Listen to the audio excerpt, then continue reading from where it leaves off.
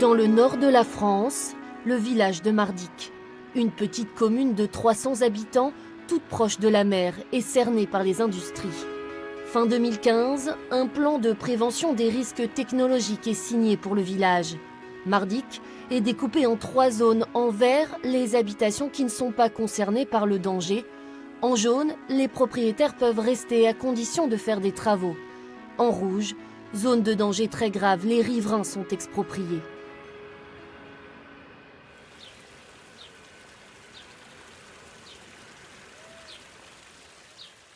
Régis Duforêt a 60 ans, mardicois depuis des générations. Il vit dans l'une des 7 maisons situées en zone rouge. Dans les cas de procédure d'expropriation, l'État donne un délai de 5 ans aux habitants pour quitter les lieux. Depuis 5 ans, il résiste pour ne pas être exproprié. Je suis prêt à signer une décharge. Je signe une décharge, comme quoi que j'ai pas peur, et puis vous me laissez là, vous êtes couverts, c'est moi qui ai voulu rester. Mais bon, ça marche pas comme ça, ils veulent pas. 2, 3 petits gars, là, ils sont sur une carte, et puis vas-y, on joue des compas, ben voilà, ici ça sera la rouge, et là on va, et puis voilà, et on joue votre sort comme ça. Alors que j'ai jamais eu peur de cette usine, jamais. Cela fait plus de 30 ans qu'il vit ici avec sa femme, son coin de paradis comme il aime l'appeler. Le délai de 5 ans touchant à sa fin, maintenant il doit partir, la mort dans l'âme. Ma femme m'a déjà dit on va plus passer par ici parce que...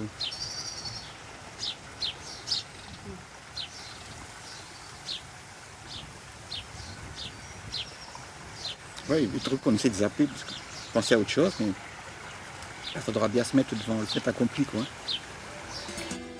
Régis Duforêt a fait partie du comité de soutien aux Mardicois, créé en 2015.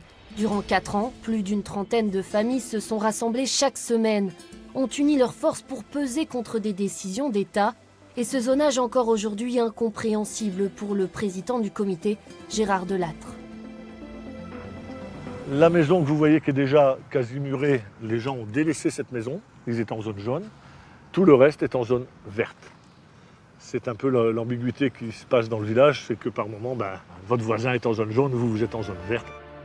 Malgré le danger réel, la délimitation des zones n'a jamais été acceptée par les Mardicois. Les habitants sont-ils réellement plus en sécurité d'un côté de la rue que de l'autre? Beaucoup revendiquaient que tout le village doit être considéré de la même façon, quoi. C'était ça aussi le sentiment des habitants, c'était de dire mais pourquoi on commence à faire de la différenciation entre telle et telle maison, quoi.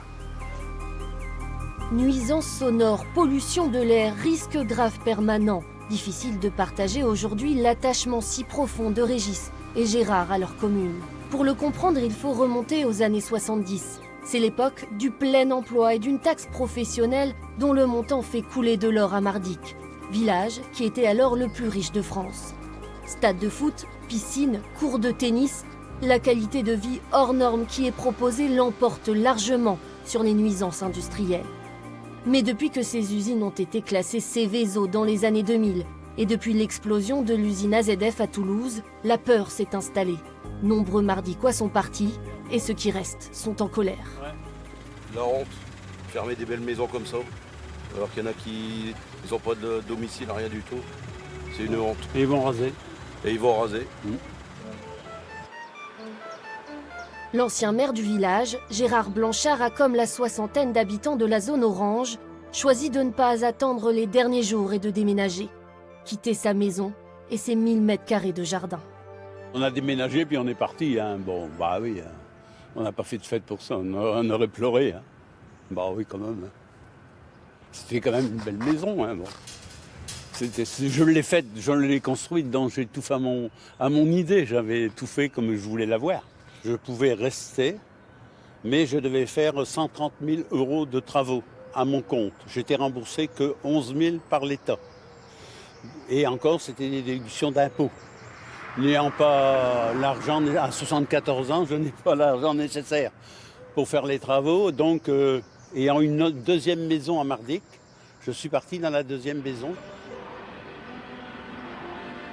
Pour partir, Gérard Blanchard a été indemnisé par l'État à un prix qu'il estime suffisant.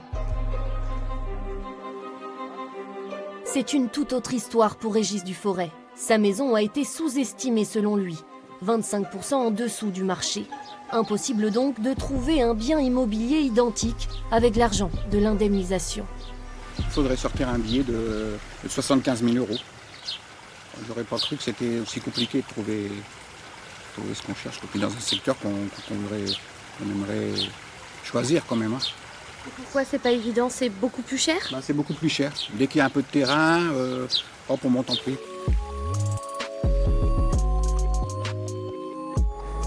Si le village de Mardic oscille aujourd'hui entre maisons habitées et maisons murées, une première opération de déconstruction est attendue dans les prochaines semaines. Une deuxième phase aura lieu en 2021. La rue de la Mer et la rue des Dunes, qui auparavant accueillaient les ouvriers et paysans, seront bientôt de grands espaces verts.